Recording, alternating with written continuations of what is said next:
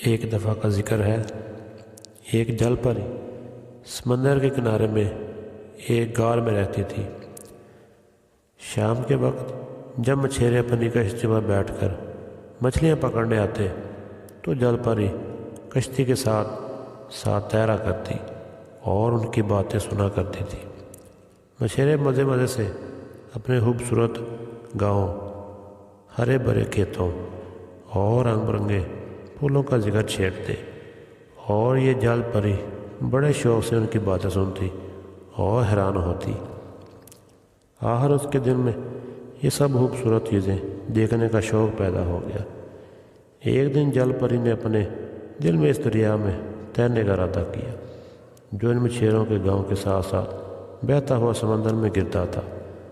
ایک رات جب چاند نے سمندر کو اپنی کرنوں کا نورانی لباس پہنا دیا تو جل پری اس دریا کی طرف چل کھڑی ہوئی۔ دریا کا میٹھا پانی سے بہت عجیب معلوم ہوا، مگر جل پری خوشی سے دریا میں تیرتی رہی اور ہرے بھرے گھاس کے میدان کے پاس سے گزر گئی جہاں گائیں اور بھینسیں گھاس چار رہی تھیں۔ انہیں دیکھ کر ڈر گئی اور پانی چمکدار دم جلد جلد ہلاتی ہوئی تیز سے تیرنے لگی۔ جب ستارے چھٹ گئے تو صبح کی ٹھنڈی ٹھنڈی ہوا چلنے لگی۔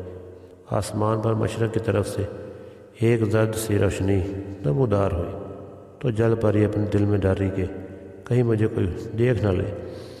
اس خیال کے آتے ہی اس نے اپنا رخ بدل لیا اور نہایت تیزی سے ہاتھ اور دم مارتی ہوئی اپنے گھر کی طرف لوٹنے لگی۔ عین اسی وقت ایک نوجوان چرواہا اپنی بھیڑوں کو پانی پلانے کے لیے دریا کی طرف چلا آ رہا تھا۔ اس کی نظر جل پری کے چاندنی جیسے جسم پر پڑ گئی۔ اس نے جل پری کو آواز دی۔ جل پری نے پلٹ کر اس کی طرف دیکھا۔ جب وہ بلاگی حسین تھی کہ اسے دیکھ کر چرواہے کو اپنی آنکھ سدھ بدھ نہ رہی۔ وہ حیرت زدہ جوں کا توں کھڑا رہا اور اس کے منہ سے ایک لفظ تک نہ نکلا۔ جل پری نے چرواہے پر نظر پڑتے ہی زور سے ایک چیخ ماری اور پانی میں غوطہ لگا دیا۔ پھر پانی کے نیچے تیرتی ہوئی سمندر کی طرف تیرنے لگی۔ چرواہا بھی دریا کے کنارے دور تک چلتا گیا، لیکن اسے جل پری کا کچھ پتہ نہ چل سکا۔ آخر مایوس ہو کر وہ واپس اسی جگہ لوٹ آیا جہاں دونوں کی آنکھیں چار ہوئی تھیں۔ کنارے پر گھٹنوں کے بل بیٹھ گیا اور دریا کی لہروں کی طرف بڑے غور سے دیکھنے لگا، مگر جل پری نظر نہ آئی۔ سارا دن چرواہا اس امید میں شاید ایک دفعہ پھر جل پری کی صورت دیکھ لوں وہیں بیٹھا رہا، لیکن جل پری نظر نہ آئی۔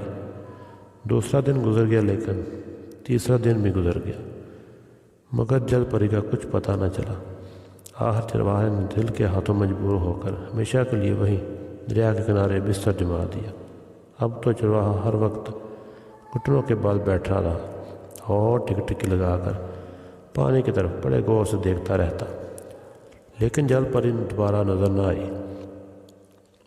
ادھر جل پری کو اپنے غار میں صحیح سلامت پہنچ کر پھر کبھی انسان کو چیزوں کو دیکھنے کی ضرورت نہ ہوئی اور اس نے دوبارہ سمندر سے نکل کر دریا کا رخ کبھی نہ کیا۔ کچھ عرصے کے بعد چرواہے نے بھوک اور پیاس غم سے وہیں اپنی جان دے دی۔ چرواہے کے دوست جب اسے تلاش کرتے کرتے دریا پر پہنچے تو چرواہے کی لاش کنارے پر پڑی تھی۔ لاش اس قابل نہ تھی کہ اسے شہر لے جا کر دفن کیا جاتا، چنانچہ اس کے سب دوستوں نے یہ فیصلہ کیا اسے یہیں دریا کے کنارے پر ہی دفن کر دیا جائے۔ دوسرے سال اس کی قبر سے ایک ننھی منھی کومپل چھوٹی، اور جب کوئی سال گزر گئے تو وہ کومپل بڑھتے بڑھتے ایک بڑا سا گھنا درخت بن گیا۔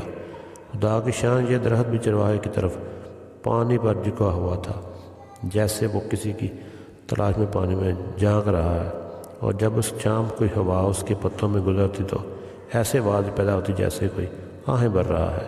لوگوں میں یہ درخت اب تک رونے والا درخت کے نام سے مشہور ہے۔